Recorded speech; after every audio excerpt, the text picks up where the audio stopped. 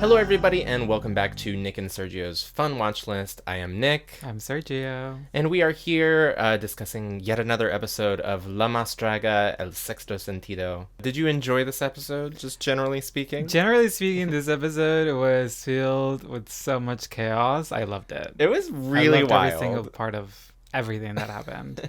Yeah, I can't wait to talk about the fun guests that are going to be joining us for this episode. Johnny Carmona comes in and he announces that the main runway category for the week will be La Más Animada. That obviously means animated, but in this context they're sort of talking about these comic strips and cartoons that were very popular in certain parts of Mexico. Yes, and they're all meant to be written in Mexico, if I'm not mistaken. Oh, I see. Is that correct? That's kind of what the vibe, because it seems like everything's kind of rooted.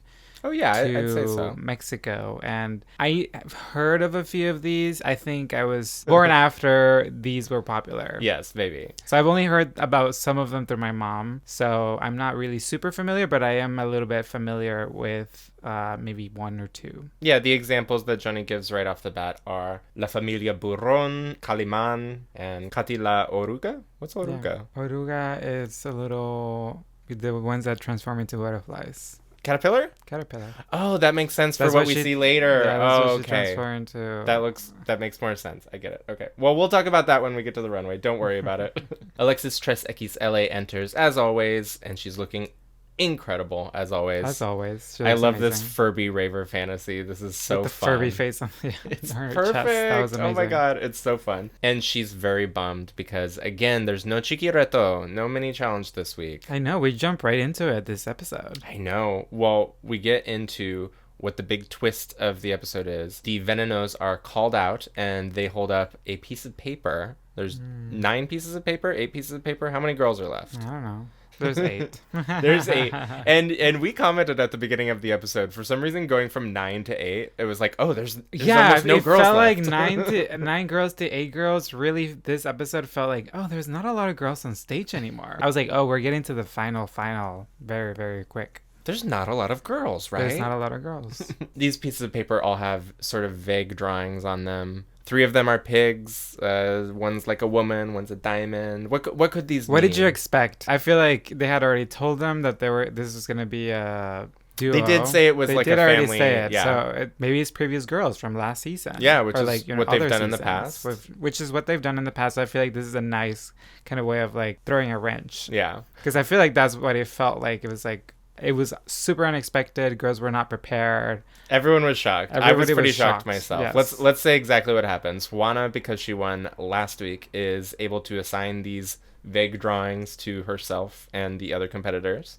She gives herself La Mujer, which, I mean, I would do. That seems like the thing to do. And she sort of randomly assigns the other ones. All of a sudden, it is time for Dimitra's partner to come in. We have no idea what to expect, but she got the wolf. And in walks in a luchador in full regalia with the mask and in his tights and everything. And he's coming in all hyped up and beefed up.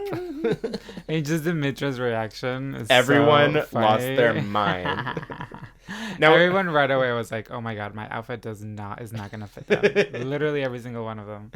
Now, it was interesting to me because I saw this first gentleman come in, the Lobo, and it was clear to me that he was a luchador. But then Kelly's person comes in next, the beard, and he just looks like, I don't know, like a podcast host or something. He's just like a guy with a beard.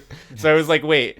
Did one of them get a wrestler and one of them got like a comedian? I thought that they were all going to get something different because I was like, oh, maybe he's a comedian or something. Yeah, but it becomes clear that these are all luchadores because they keep coming in. Many of them have the masks. I would say most of them have the masks, right? Majority, yes. Yeah, other than this bearded gentleman and the Exotico, who Juana ends up getting paired with because she selected the female image. I just learned about Exoticos for the first time because we saw Cassandra together and we had a good cry. It was a great movie. It's very sweet. So it was exciting to see a real life Exotico get to participate in this. She talks about her journey a little bit in the workroom. And I think we can just jump into that. And we're seeing them meet their luchadores. Kelly in particular is funny because she got the most talkative one. Which is a perfect pairing. Yeah. And she's joking about it. She's like, this is karma for me talking too much all the time. Which is very funny. Very, very funny. I really liked Lakai Lee's interaction with her. Oh my her god. She was just kind of flirting around. She was being so flirty. It was adorable. That was amazing. And he wasn't like, choke me. They were hitting each other and choking each other. And the man clearly was not, I don't think he was interested in her that way, but he also wasn't bothered to play along with it. So it was very cute. I just thought this was adorable. And as we mentioned, Juana is talking to the Exotico, and this wrestler is sharing her experiences of being an Exotico. And I guess in the olden days, the Exoticos would be looked down on a little bit. But these days she feels like very included and celebrated. Yeah, which was really nice to hear. Yeah. Especially because like Lucha Libre, growing up in Mexico, like it was something I always kind of seemed as a very hetero, like, super Machismo. cis place environment. And so hearing that makes me feel a little better about it. Have you ever been to a match? I've been to an American wrestling match. I went to the WWE. Oh, but those are different. When it was the WWF still. I feel like these are much more performative and theatrical. I think so. More fun, more camp. There was definitely some camp in the WWF, don't get me wrong. But I do think this is a little more fun. They have a sort of local LA chapter of Lucha Libre wrestling. Yeah, they probably do. I think we should go one of these days. Mr. Talkative Podcaster, the wrestler, I don't recall his name, sorry. But the beard, he starts stirring the pot. Ariela's gone. Literally, he's like, I'm taking over Ariel's spot. Yeah, and he does a great job. He's asking of the people who... the Exotico is the first to ask of the people who have gone, who deserved it. And then the bearded man asks of the people who are left, who deserves to go. Who deserves to go. And everyone's like, Catriona, Catriona, Catriona, Catriona. It was pretty shady. Everyone was going absolutely nuts. Well, but then she really, they put her confessional, and Catriona's like, yes, I'm tired. I, don't want to be here. And I was like, what the hell? I was surprised by that, too. I was very surprised. I was like, girl, you don't say that out loud. No, and I get why she would feel that, because she's been kind of so beat down by the competition, especially coming in as the audition winner, and then not really being celebrated as much through this. I mean, she has one win. She has a shared win, of course. And she has a third of a win, I guess, if that's what you're saying. That was a little strange coming from Catriona, but then we go over to the most chaotic part where the bearded guy starts asking about who wants to fuck who and who has had a threesome. My God. This is when things go just chaotic, wild. I'm going nuts wild, just thinking about it. chaotic. I was laughing out loud, obviously. This was so hilarious, but I'm like, this is too much. I was like, this is a lot. They picked up Kelly and tossed her around like they were about to spit roast her. Yes. It was pretty raunchy. Yes. So many things that happened. Oh, God. It was very fun. If you only watch one workroom this season, I would really suggest watching this one. This was very fun. This one was a very fun one. And this episode keeps chugging along real quick. We go over to the runway and we see Marisol come out. And she's wearing pearls everywhere, dangling pearls. Pearls everywhere. Can I say I don't like this? You can say whatever you want, babe. I don't like that she has long hair, but the pearls end up here. Yeah, that was really bothering. It creates a weird... I hate it. I hate it. Also, the same thing with the dress. The dress is has a sharp end. I liked it. I liked it more than you, but the way the hemline ended was a little strange. And then it was falling apart when she was just standing there. Are you sure it was falling apart and that wasn't just a seam? The thing is, this is a produced show. They could have fucking stopped and be like, hey, we've already said the introduction. We're going to cut for a second. We're going to cut that part off, and then you're going to continue. Are you sure it was broken? Yes, it was broken. It's dangling on the floor. Image. There it is. It's right there. It's dangling on the floor.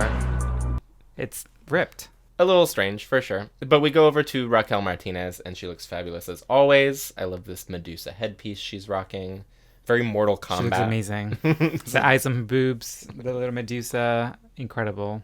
Awesome. I love it. Over to Yari Mejia. She's giving us, I think this is a Kill la Kill reference, she's anime. Giving us some anime. Very anime, she loves anime. I mean, that's very clear. And we get a great view of her hand, her big purple hand, which has been there the whole season. But now we see it. Now we see it. Now we acknowledge it. Thank you, big purple hand. Yeah, this is one of her cutest looks of the season. I think this is a little different for her. Yeah. For her. I like it.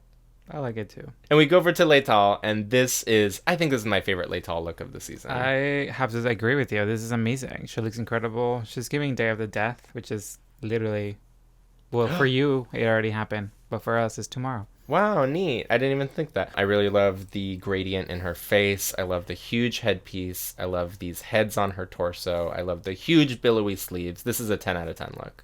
Yeah, she looks amazing. I love everything about it. And we go over to our very special guest judge of the week. You were very excited to see her. Faye. It's of Faye. Of course, she's the queen of the electropop in Mexico. And you told me she's kind of like late 90s into the 2000s era. Yeah, she's like 80s, 90s, early 2000s, and she's a powerhouse. And she is an incredible... I've been gagged by every single guest judge, except for one or two. There's one you didn't like, I remember. But this season, like, literally has had some incredible guest judges, and really including good. her. Including, like, singers. Like, we have Miranda, we have Belinda. Belinda was huge. Yeah, and then now we have Faye. Wow. We had the mom from Familia Peluche. She's so famous, I know her. Yes. You know, big like, deal. Drag Race Mexico wishes they had this level of judging. Well, Judges. Drag Race Mexico had Christian Chavez, but La Mas Draga had Anaí. So... are we really going to compare? Yes, we're going to compare. Anaí is much better. I know, that's what I'm saying. I agree. Let's get into these runways. They're very, very fun. And obviously, in addition to having a look, they have to incorporate this luchador into their runway somehow. And it's also got to tie into the La Mas Animada theme. Yes. So I think that thinking back, I did not agree with a lot of what the judges were saying or how they judged this episode. But I feel like now that I'm looking back, I'm like, okay, let's see who took their guest and kind of incorporated their energy and essence into the runway. And so maybe my mindset will be changing, but I'll be giving both my, like, what I originally thought when the episode first aired and then what I think now. You don't just get one opinion from Sergio, you get two completely different opinions. Yes. And that's what you can count on. And also I feel like it helped us get a little context because we saw that very helpful TikTok and there was some posts on social media aggregating some of these comic books and comic strips that these looks are based off of. So that helps. Like, for example, with Electra Walpurgis, who comes out first, I really didn't care much for this at first. But once I saw, like, what she was referencing, I'm like, oh, of course, that makes a lot more sense now that I get the reference image. Yeah, she's a little oruga. I got that she was a caterpillar because she, like, becomes a butterfly. I have to say that I don't like this. I don't know why she keeps not being in the bottom. I'm sorry. That's shocking to say. I would not put her in the bottom for this, but I agreed this was not my favorite. Not enough to be in the top, at least. Well, we're getting down to very few girls, so I get what you mean. Like, maybe she should have just been safe. Like, I feel like she keeps, getting a little hint from the judges. Okay, favoritism. I'm not saying alleged. I think she did good. Now, that was my first take. My second take is looking back at it. I'm like, okay, like, no, but she did have the energy of her guest. Like, yeah. You can clearly see the outfit is different. Like, she spray painted some things on top and made it more punk and, like, edgy. So I'm like, okay, fair. But then we don't have a reveal from the other person because you can tell that the outfit didn't fit him. So she just used that one outfit and he just stood in the back. So there wasn't, I don't know. I didn't find... In the comic strip, does Katie, the little caterpillar, does she have a friend who... I don't know. ...is a caterpillar? I don't know. When she becomes a butterfly. Maybe it makes sense in the lore. I don't know. It's not my favorite. It was messy. I hate messy runways. My only issue, I thought that, I agree, the energy was really good and the personality was there. My only issue is when she did the reveal, I just didn't like the look underneath. I thought it was a little, like, a loose-fitting bodysuit. Yeah, and, like, I feel like we've seen that bodysuit, like, she's worn it every a couple single times. Episode. Yeah, I didn't care for it on this one. I actually liked her look last week better, and that wasn't my favorite either. Yeah. But Electra, you're still my girl. I want you to get to the end, and I want you to win because it will make Sergio You're still very on upset. the Electra Mountain. I'm on the Electra Mountain. Yeah, it's cold and it's lonely up here. But you know what? I'm gonna have some hot cocoa, and my girl's gonna win. It's fine. Dimitra comes out next, and I had a really positive response to this. Like, I really liked this. What did you think? See, when I first saw it, I like really liked it, and I was like, this is so campy. I can see where she's going. And, this is one of the references that I got. I was like, this is like Familia Burron. I was like, I think that's kind of what she's giving. So, when it first happened, I was like, oh my God, she looks great. But now when I look at it again, I'm like, well, there is no guest that is shining here. Like, she kind of just covered him up in whatever. Yeah. Like, she could have at least, you know, she even put a face skinny on. Like, which is funny to me. I think that's funny. Which was very funny, but there was, like, no energy from the person. I thought that there was going to be a reveal or something of maybe the mask. He was not having a good time, and that showed through. Because that showed just through based it. on the look, I was like, this is a perfect representation of comic animation. Yes. Like, this is great. But overall, and that's the thing where it's like, what are we judging? Because overall, she was able to transform this person. Yeah. And make him into, like, this story and, like, put him in this story world, which is amazing, which is one of the best ones in terms of taking someone and, like, changing them completely and turning them into something else. She was the one who did that. But I guess in terms of what the judges were looking for, she didn't. So I'm, like, a little bit unsure. I would at least just put her safe. I would have put her safe because I thought this was one of my favorite Dimitra looks. Dimitra, I thought you were a little over-criticized this week. Catriona is out next, and this one is just so stupid in a good way. I like how stupid it is. But she's just wearing a fucking mascot head. Burrita Burrona left the chat.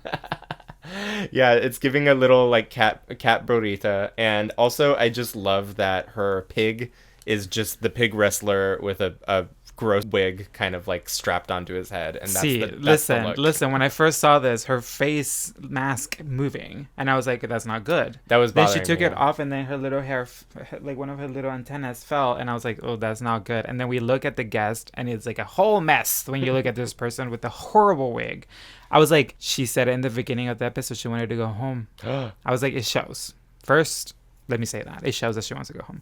Two, I feel like she just wasn't really prepared, and, like, the custom of the get was bad for me. I don't think I even saw the I think person it's shining. funny. I just thought the first time I watched this that she was gonna go home. I thought not that she was gonna go home, but she was gonna lip sync, and I was like, I agree. I was like, oh, she's setting herself up to go to lip sync because this is bad. Well, I kept telling you they're gonna have to put Catriona on the bottom like 4 times to get her to go home because she's such a good lip syncer, and maybe this will be the second. All she had to do to appeal to the judges was, like, do that flip and then do the, like, backflips. And I was like, I get it, I love it. I think that's when Catriona shines the most.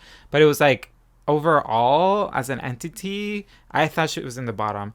Rewatching it again, or, like, you know, kind of giving that second thought, I appreciate the dance moves. I appreciate some of the little things that she did, but I overall still think that she didn't really let the guest be the guest in a way. I don't know. I feel like if she made the guest pretty or gave him a pretty wig, that would, like, make him not himself. Like, I feel like it was so funny to be like, this is basically like when I take my uncle or my older brother and I get him to be, like, in my sketch, and I put a wig on him and he wears, like, a girl's sweater and we just say it's drag. Like, it's funny. I like it. Okay, sure. But you know what I think. Chantel is next to the stage. And I thought this started out really strong. I think she was very smart to have the cutouts with the actual covers of one of the comic books. Mm-hmm. And just her head poking through. Very smart, giving context. Why was she in the bottom? I don't think I understand. I think this solidifies where the judges never really cared about her. Well, I think last episode was one of them where she was one of the best performers for the musical. And then now they're just like, no, we don't see it. Did you think this was one of the best? Not that it was one of the best, but I don't think she deserved the bottom. I think maybe just because she's been flying so under the radar, she really needed to stand out this episode. And this didn't really stand out for me. I liked her little pig cowboy shtick, but I agree with the comments about the nose. Like, it could have been applied a little better. And it's very funny because she loses one of her pig ears on the runway. Shout out to my mom, Jinx Monsoon, who also lost a pig ear in a sketch on a drag competition. But listen. But why aren't you critiquing the rest the same? Why are you not saying that to Electra, who or Catriona, who, like, she's doing, like, her face's mask is moving? Like, why is it selective? That's my only thing where it's like they're being so selective of, like, oh, you did this, so you're going home. It's like, it seemed like the way that the judging was, the reason she was in the bottom was because she glued her nose wrong. I was like, that is insane. Like, you're cutting out everything else. If Leital's thing is I'm judging you on the makeup, that's a pretty big makeup mistake. She had the worst makeup judging. I know, but it's like the judging has been so chaotic because it's pick and choose. It's pick and choose on performance, outfits, and makeup, and they make you feel like, oh, you went in the bottom because your makeup. It should be as a whole. Like, it should be like everything put together. It's like, yes, the makeup was low, but you made up for it because your performance was great. Your look was great. Anyway, whatever. Kelly comes out in this horrible look. Let me talk about it. Like, honestly, take it because I don't want to say anything because I like Kelly. She had the fucking hat. She had the hat, and she just got rid of it right away. And it's like, it's so simple. This is like, this is what a Gen Z kid dresses like in real life to go to the grocery store. Yeah, this is a very normal daytime look. Yeah, this is a daytime look. I don't get it. I don't like it. I feel like this girl has been lacking off. There wasn't much of a story. Step it up, Kelly. It was very simple. Very, very simple. And not exciting. Not exciting at all. So, yeah. Next. You're my favorite, Kelly. You can bounce back. Just wear something fun again. You can do it. I've seen it happen. Juana Guadalupe is next, and she's the one who got paired with the Exotico. And she talked in the workroom about wanting to do kind of like a counterpoint to the Exotico. She wanted to do like a comment on masculinity. And I think as far as that being her goal, it was pretty successful. I think it was successful as well. I think this one is referencing Kaliman. She has a reveal where the Exotico has a plastic chest that is very chiseled and ripped abs and like that kind of situation. And then Juana reveals her actual body, which is not that. It's just kind of a normal body. And she gets on the mic and she talks about how her body's valid too. And I liked this message. I love the message. That was a great message. And I was like, oh, this is an incredible way to take on an animation and make it your own. I really enjoy this. I think that when she started talking, every time somebody talks, I'm like, oh, she's about to say something. You know, where it puts you on the edge of like, is this going to be good or not? Mm-hmm. But I think it was good and overall successful. She didn't really use the Exotico as much as I thought. She wasn't a huge part of it. She kind of got beat down, and then it was Juana's message. And then I guess she like got back up, and now they're friends. Great message, and I love the puffy coats. I'm into a puffer. I always love a puffer. Do you like a puff? No, I don't. Okay. Next up, we have Arias, and when she came out, winner of the episode. When she came out, I was like, she can't win again, but she should. Like, this is obviously the best one by like a lot. By a lot, like. It was flawless. It was clean. The look was good. The story was clear. It was performative. There were surprises. It was the yin and yang, the red and the blue, the movements of the red with the movements of the blue, like play on the stage. Like I could just watch this over and over and over, and I'm like, why did this not win? I get it. She has so many wins. But yes, this was a true deserving win. And when she got dragged off, like I said, a lot of people got dragged off. But this is how you get dragged off stage, Mama. You are facing the audience. You're facing the audience. You're flailing your arms and you're kicking your legs. Like that was an incredible way to leave the stage. She did the best version of everything tonight. Yeah. And that's, I guess, what we're getting accustomed to from Arias. The only thing I realized is that she did a cartoon that just came out, so it's new. So I'm like, is that the reason they didn't want her to win? Because it was a new TV show? Like, it's a 2021 show instead of, like, from the 90s or 80s? It's almost harder to, like, riff on something new because you don't know what's iconic about it yet. So, I don't know. I don't think she should be punished for that. I know, which is why I don't get that she didn't win, but... Yeah.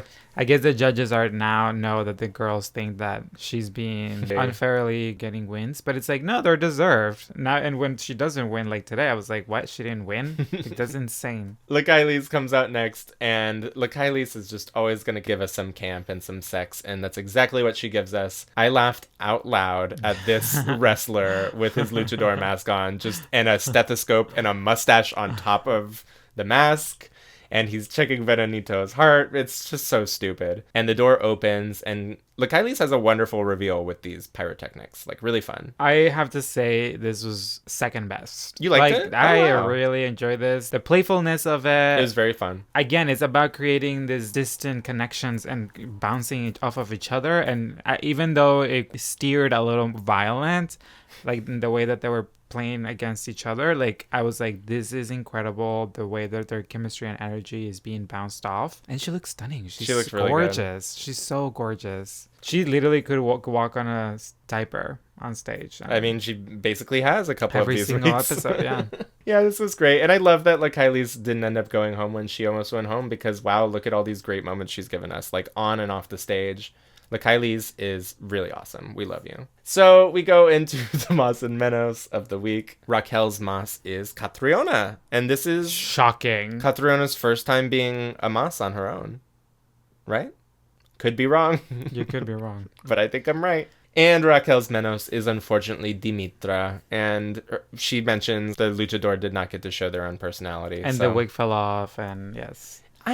If she's in the bottom because that wig fell off, that is a bummer because it was the most fun wig on the stage. It really fit the theme. So I don't know. I don't always like when that sort of disqualifies someone from being in the top. I know. I agree. Although I hate messy Runway, so I also don't agree. Pick and choose, like the judges. Yari gives her Menos first, which is not something I've ever seen. I think she was just really weird. ready to say that Kelly is the Menos because this was not. I mean, it's not good. I'm sorry, girl. I would wear that blue suit any day. Just a normal outfit. But like to go to the grocery store. And Yari's Mas is, of course, Arias. Even though she didn't win this week, she does get her shout out. And I think deservedly so. This was awesome. Letal gives her Mas. And to my surprise, it's Elektra. She loves the was shocked. She loved the face. And I was like, it's just a little green kind of a old white Greg refrigerator. Face. Not a white refrigerator. Girl, please put your shoes on. Let's go find you a home, honey. Ooh. Like, I don't understand she was in the top. Like, I'm sorry, I don't. I would have not believed that. Where's, like, Kylie's spot? I could have seen Kylie's taking the top over Elektra this week. I wasn't sold that she should have been in the top, but now that you say it, I did like hers better than most of them. So I could see that. And Letal's Menos is Chantel. And, pig noses, they're hard to put on, aren't they? You ever tried? No. Me neither. It seems hard. But I've done prosthetics. We've seen Monet's. No. We've seen Monet's. Do you think this is better or worse than Monet's? Oh, that's a good question. Let's really look at it. They're the same. They're the exact same. We decided. There's so many All-Star 7 references this week because of these damn pigs. Yes.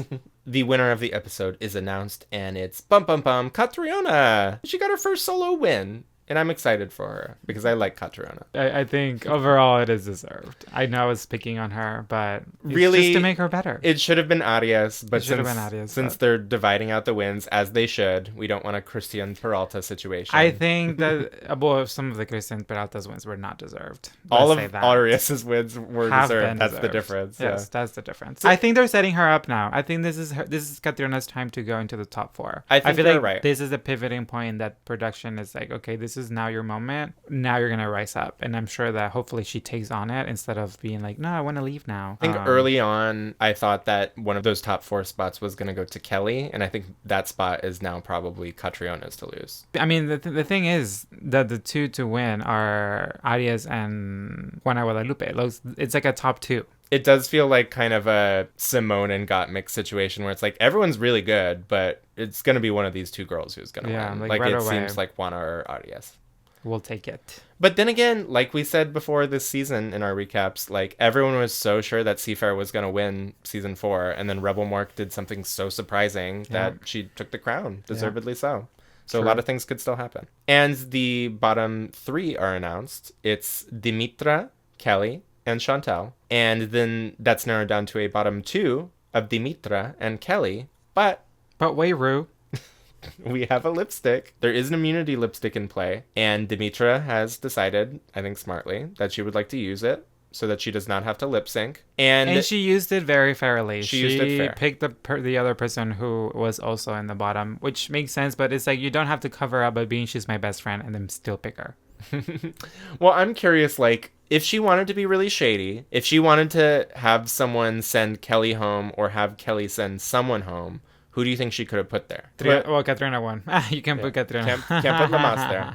I think if she had decided to be really, really shady, she could have put La Kylie's there. And I think that Kelly would probably have been able to beat La Kylie's in a lip sync. No, I don't think so. I think so. I think Kelly's a good lip syncer. I don't think so. La Kylie's is an incredible lip syncer. I think Kelly's also She's a good literally lip lip synced already so many times and stayed. Like, Kelly's just been lip syncing against weak girls. True. Like, no, like Kylie's would like beat her ass. Okay, well, what do you think? It would have been Elektra. If she went Elektra, yeah. She would have gotten rid of Elektra. Elektra is an example of someone who's really, really a great competitor, but maybe lip syncing isn't her forte. So I do think that would have been smart. It would have been devious. Mm-hmm. It would have been cunning and evil. It would have been great TV. But no, she decides to just pick the girl. Which I think is also valid. Which is valid. Yeah. Valid. So Chantel takes Dimitra's place in the bottom, and she must lip sync against Kelly to Azúcar Amargo by Faye. Is this a Faye song that you knew and enjoyed already? I mean, like I said, she's the queen of the electropop. This is an incredible song. I told you right away. I was like, is this song that they're gonna lip sync to before we saw it? And yes, it was. And I was singing along the entire time. But I want to know. I want to know what people think also, because they only showed Chantel. They didn't really show Kelly in the lip sync. Why? I don't know. I want to know. I want to know why. Like, we saw Chantel and she was doing good. And then she left. And then we're like, what? She went home, but we barely saw anything that Kelly did. What? I'm not going to sit here and say that they don't show Kelly at all. I don't think that's true. They show her legs. Chantel more. There's a scene where they just show her legs. Well, her legs looked great. And they showed Kelly every time just breaking the stage. She kept stepping on the same square. She would walk away, came back to the same spot, and break it again. Why do you say she breaks the stage? Like, there's glass panels on the floor, and she would stand on the corner of one of them. Like 3 times she did it, and she would like dance, and then like it would lift the panel like 3 times. And I was like, why are we seeing this? Why are we only seeing the bad things? And I was like, I don't get why she stayed. I'm sorry. I like Kelly. I like Kelly a lot, but I love Chantel. And I feel like Chantel was overlooked by the judges this entire season. I agree. No, that I will agree with you right away, because she had a couple looks that I think should have been in the top. I think some of her more exciting moments really flew under the radar, and that's too bad, because I agree. Chantel's great. Kelly is declared the winner of the lip sync, and that means that Chantel must go home. Away. No, not sashay away. Oh, she dies. You're right. She dies. She leaves her photo on the altar and gives her goodbye speech. And it was very sad to see her go. It was very sad to see her go. Also, she kind of looked like Wonder Woman. She was giving Wonder Woman, like, once she did her lip sync outfit, it was very Linda Carter, very, like, mid-century Wonder Woman, which I like. I feel like we are going to miss you, Chantel. We're going to miss you so much. And that kind of wraps up our recap of this particular episode. But we're going to go ahead and do some YouTube comments, because people have been leaving really informative, helpful, and sweet comments. We want to shout out a couple of them. Our first comment this week comes from Johnny Kuwait, and they say, actually, Chantel wrote that Alexis borrowed to her the costume, so loaned her that full blue costume she wore last week. And it was amazing how she modified it to fix her, and Alexis put something together messy and help her sister. And also, Catriona was sick last week and only had a few hours to learn all of her choreography. I think we did find that out, and I think that's why poor Catriona this episode was like, I want to go home because I'm sick, or I was sick. Yeah. So I guess overall it makes sense. We'll give this pass to Catriona. Also, I mean, it's amazing that Alexis has this heart to be like, girl, wear my entire outfit that I have planned. And I feel like I saw Alexis' runway, like from her Tu Las Traes, and I loved it. I don't know if you saw it. But I didn't see it yet, so we'll show it right here. Elka Boying, who has left a few comments, says, interesting fact about Miranda. All of their best hits like Dawn, Perfecta, and the one that was lip sync, and others were recently remastered and remixed for their Hotel Miranda show. This was because the guitarist Loro has a personal grudge against the band, and they would have to pay him royalty if they ever want to play the original mix. Wow. So this is like a 1989 Taylor's version. This is a Taylor's version. I can't believe I knew that. I can't believe I knew a Taylor Swift thing. Your best friend would be so proud. Yeah, Evan, my All About Degrassi co-host. You can't say that. Why? You can't. Do you talk about our program in any other shows? Yes, I do. And you would know if you listened to them. Anyway, thank you so much, Elka. This was a nice little tidbit. And we like to know music drama. I know. This is an amazing music drama to know. I didn't know that. PBJ Sandwich says, Sergio in the RBD shirt. I think we have some Rebelde fans. Well, I mean, I don't have it. Not this week. I like how you look down expecting to see it. Yes, we were just there. Yes, we just saw RBD in person. I am not even a Rebelde fan. Everything I know about them, I know from you. But even I, during this concert, I had my red tie on. I was rocking out. I was having a great time. Nano writes in, and Nano has been watching since last season, I believe. Okay, yes, Sailor Moon isn't part of Mexican culture, but there's a large population in Mexico that loves anime. In Latin America, we're known for our amazing dubs made by amazing voice actors. So to me, being a kid that grew up watching dubbed anime, this is kind of part of our culture. It is true. I mean, and you played me the Pokemon anime with the Mexican dub, and it is really good. Yeah. I mean, like the movie Shrek is much better in Spanish than it is in English. Yeah. True. Who plays the donkey? Is it Eugenio Derbez? Yes. Is it really? Yes. I can't believe I guessed that. Because I've told you before. I know, but also it's like, who else would play the donkey in Shrek? It has to be Yes, Eugenio it has to be Derbez. Eugenio Derbez. Okay, thank you so much for writing in this week. We had some great comments. We really love that you've been watching us this whole season. And we have a bit of a programming note. Next week, Sergio will be coming out as live from Oaxaca, but I will still be here in LA, but we're not going to rob you of an episode. So the last 2 or 3 episodes of the season, we're going to be doing virtually, and we don't fully know what the tech of that looks like yet, but I promise you're going to get the exact same experience. We just won't be sitting next to each other. Are you okay with that, Sergio? I'm perfectly okay with that. You're perfectly okay with being far away from me? I'm going to be in Oaxaca.